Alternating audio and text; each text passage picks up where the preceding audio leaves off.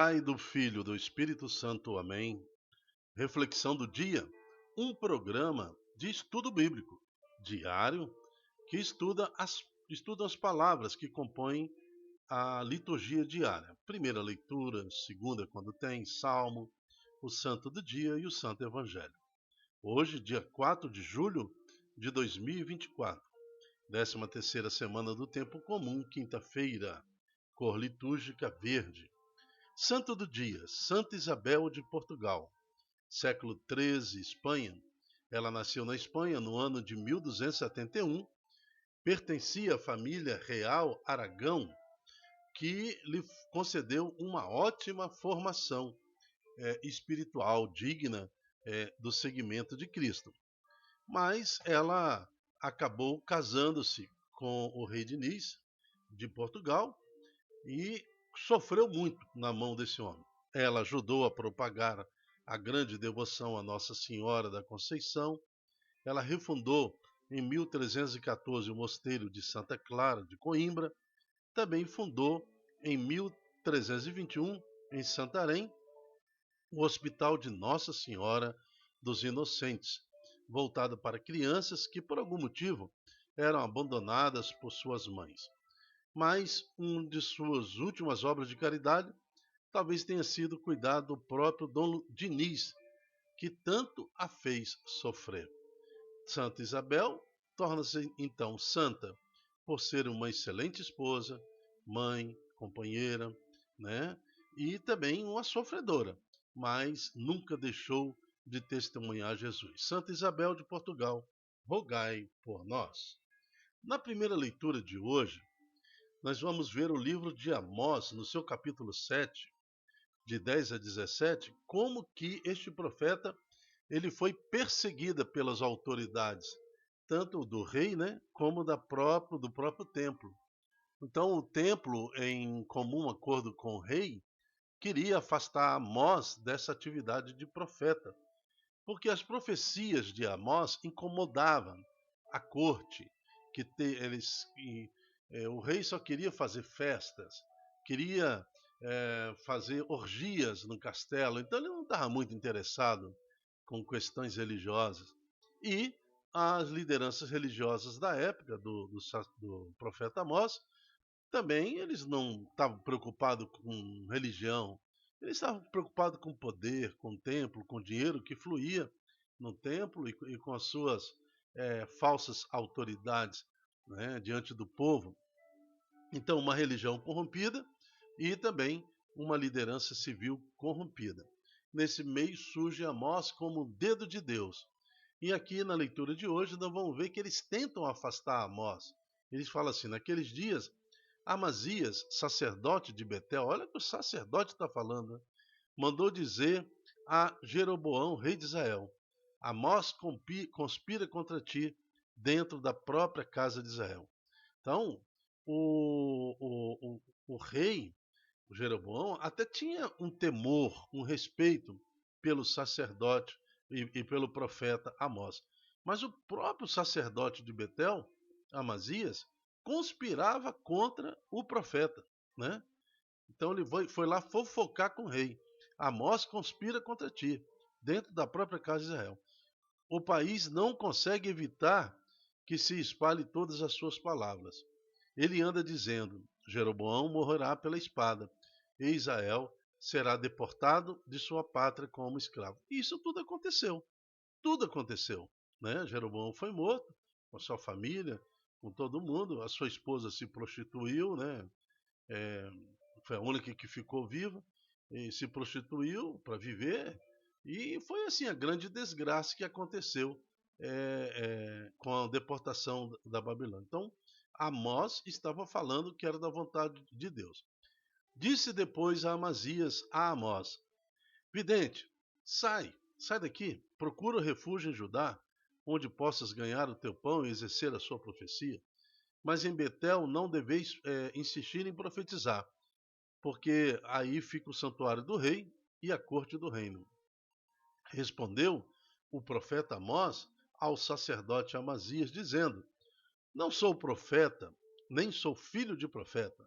Eu sou um pastor de gado e cultivo sicômoros. Segundo o que me aconteceu, o Senhor chamou-me quando eu era ainda administrador do meu rebanho, tangia o rebanho, e o Senhor me disse: vai profetizar na casa de Israel ao meu povo. E agora ouve a palavra do Senhor. Tu dizes: não profetizes contra Israel, e não insinues palavras contra a casa de Isaque. Pois bem, isso diz o Senhor. Agora ele falando para a mulher de Amazias, né? Tua mulher se prostituirá na cidade de teus filhos, e suas filhas morrerão pela espada. Tuas terras serão tomadas e loteadas. Tu mesmo morrerás em terra poluída, e Israel será levado em cativeiro para longe do seu país.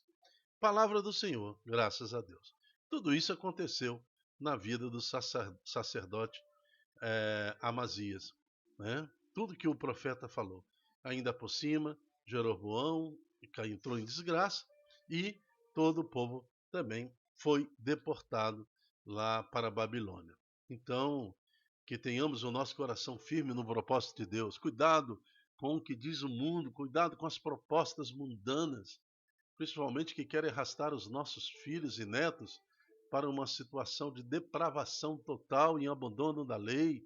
Nós, como pais, pai e mãe, devemos ser profetas em nossa casa, anunciar a nossos filhos, alertar os nossos filhos para uma possível desgraça e assim se fazer cumprir a profecia dentro de casa.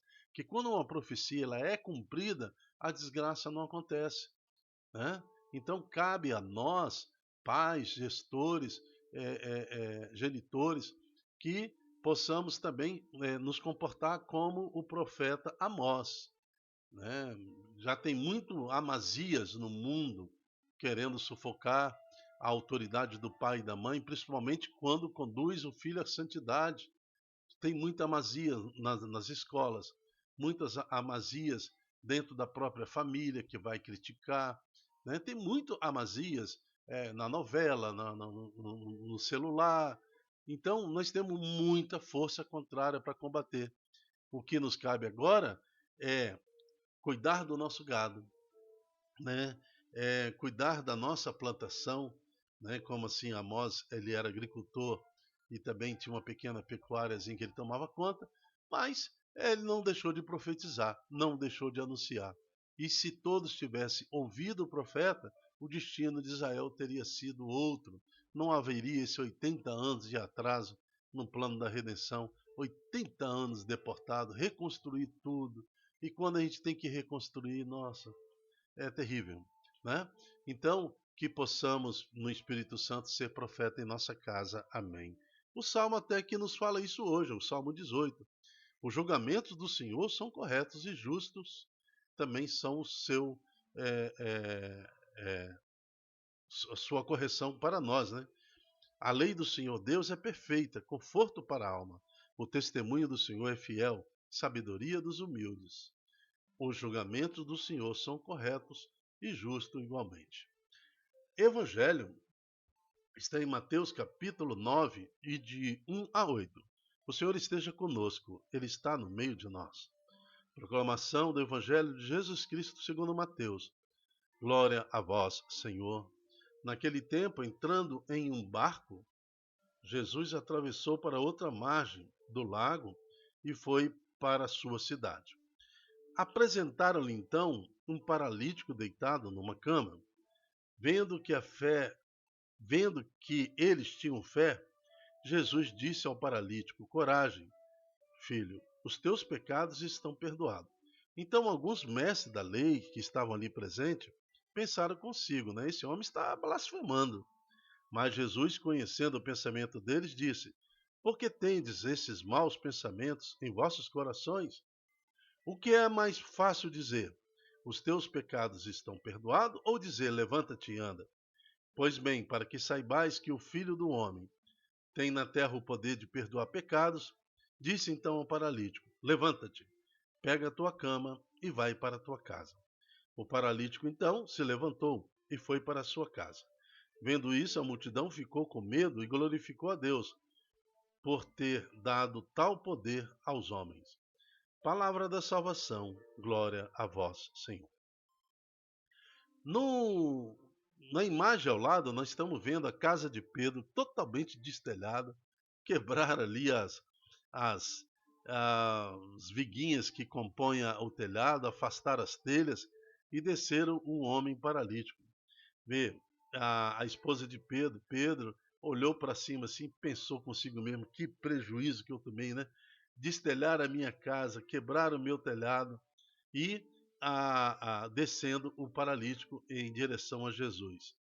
Mas é isso que acontece quando você acolhe Jesus na sua família. Primeiro, duas coisas. Assim como a casa de Pedro foi tomada pela população ao redor, né? Esteve também na casa de Pedro sacerdotes, o próprio Jesus, e uma população em busca dessa resposta, né? Deus está na casa de Pedro, Deus está com a família de Pedro. É assim quando uma família aceita Jesus, quando uma família acolhe a pessoa de Jesus. Você transforma a sua família e todos ao redor vão reconhecer que Jesus está na tua casa, vão recorrer a você também, né? A sua presença, o jeito de andar, falar, o jeito como aquela família ora, é um exemplo para todos. Ter a casa destelhada significa que as suas orações não param no seu teto. Quando você ora, pai e mãe, família, que tem Jesus no centro da sua casa, a sua oração, o telhado não detém a sua oração. Quem destelha agora é o próprio Senhor, para que a sua oração vá e alcance o trono de Deus e tenha de lá a resposta necessária às suas questões. Acolher Jesus é, acima de tudo, acolher o céu na sua casa, acolher o poder de Deus. E que muitos outros paralíticos sejam colocados através do destelhamento da sua casa, das orações que você fizer, para que mais e mais pessoas possam ter a sua vida restabelecida, principalmente na espiritualidade, num desejo de salvação, que é o desejo final da igreja e de Cristo por cada um de nós, né? Alguns de nós vai permanecer fisicamente paralítico, doente, mas com certeza a nossa oração, o nosso testemunho em Jesus Cristo há de converter almas para o Senhor a ponto de eles aceitarem a salvação do nosso Senhor Jesus Cristo. Assim como fez Santa Isabel de Portugal, embora sofrendo perseguida pela família do rei Diniz, ela mantém-se firme na oração e dá um grande testemunho para Portugal de como louvar e bendizer o Senhor. Então, que recebamos agora a porção do Espírito Santo necessária para que possamos ser testemunho de Jesus Cristo. Amém. Eu me chamo Dilton Góes. O nosso projeto chama-se Ai de mim, se não evangelizar. Seja você também um evangelizador, um Amós, né? Tem muitas Masias por aí, querendo impedir que a palavra de Deus chegue aos corações necessitados. Tome agora a decisão, seja um Amós, um profeta do Senhor. Propague em suas redes sociais esta palavra, esse ensino, para que mais corações se libertem e possam alcançar a graça do nosso Senhor Jesus. Amém. Até a próxima, se Deus quiser. Tchau, tchau.